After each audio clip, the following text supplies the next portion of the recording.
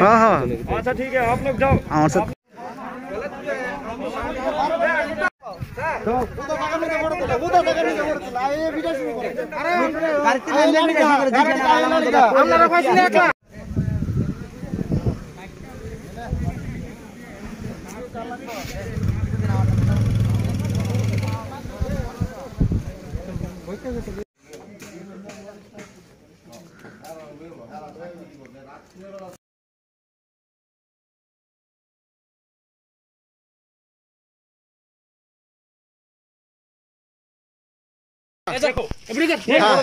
ये बॉर्डर से लॉकडाउन नहीं है अभी हम लोग कोई कोरोना नहीं है इधर मारने के लिए। आप क्यों मार रहे हैं? आप क्यों इधर मार रहे हैं? वो जिस टाइम में आप आदिवासी को छोड़ रहे हैं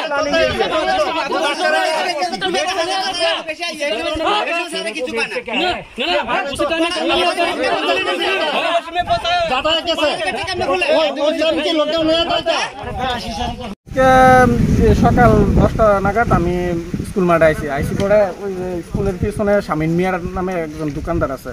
তো ওই দোকানদারে সাহেব কমানি কমান্ডার আইসে আয়া আমরা মাঠে। কমান্ডারের নাম কি? কমানি কমান্ডারের নামটা আমি জানি না, কেএল বর্মা মনে হয়। তো আমরা আগে গেছি ঘটনাটা কি হইতেছে পরে দেখলাম শামিন মিয়ার মানে কোনো কথাবার্তা ছাড়াই মানে মাইক দূর করতেছে, দোকান কিরে খুলছে, লকডাউন দেশের মধ্যে করোনা।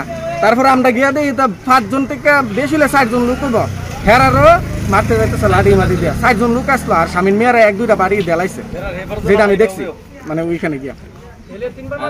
আর এর আগেও আরো ঘটনা হয়েছে মানে চা বাগান দোকানে যতগুলো দোকান আছে দোকানের মধ্যে মাছা আছে সবজি মাছা ভাঙে গেছে। মানে কমান্ডার শুধু নাকি? হ্যাঁ কমান্ডার সাথে এরপরে আমরা যত দেখলাম আমি মাঠে দাঁড়িয়েছি আমরা গেছি ক্যাম্পের থেকে 2 গাড়ি বিএসএফ আনছে, বিএসএফ জওয়ানের না আমরা মারতে আনছে লাঠি বান্ধা বন্দুকে সাম্বার তুলে লাইছে। তারপরে আমরা সবাই ভয়ে মাঠের মধ্যে ডিস্টেন্স বজায় রেখে দাঁড়িয়ে রয়েছি। এরপরে আমরা পুলিশ আনছি। কোন থানা আনছে পরে? মধুপুর পিএস। আমরা কি চান এখন? হ্যাঁ আমরা কি চান?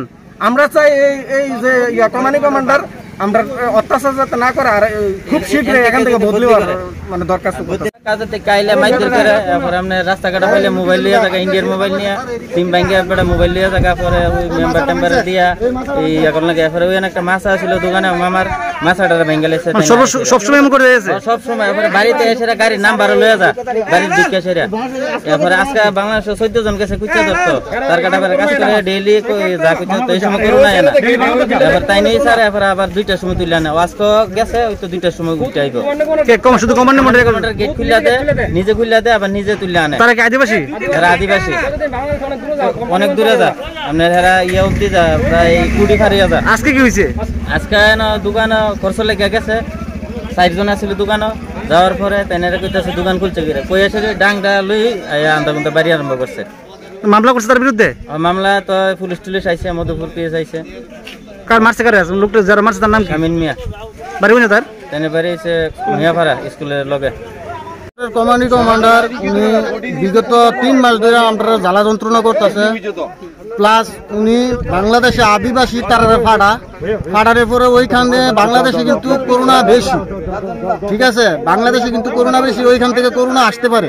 তারপরে আমরা 2-4 জন দোকানে বসে যদি চা খাই বা যেটাই করি করলে উনি আইসা গাড়ির থেকে নাইমা সবাইরে মারধর করে এই সেই করে। আমরা বহুত কষ্টে আছি, আমরা সরকারের দৃষ্টি আকর্ষণ করছি আমরা কিছু বাঁচান। আমরা আজকে কি হয়েছে ঘটনা? আজকে উনি আসছে ওই দিকের থেকে রাধানগর থেকে আয়া দোকানের সামনে নামছে গাড়ির থেকে নামার পরে উনি দোকানদারের প্রথমে একটা বাড়ি দিছে, বাড়ি দেওয়ার পরে তারপরে তো আমরা আবার কয়েকজন ফুলামান ছিলাম তখন তারা বাড়ি যখন কুটছে বা মারতে আইছে আমরা ভিডিও করছি ওইটা লই একটু ইয়ে হয়েছে। মানে অযথাই আমরা হয়রানি করতেছে? অযথা হয়রানি করতেছে বিগত 3 মাস ধরে। এখন আমরা কি চান? এখন আমরা সুস্থ বিচার চাই।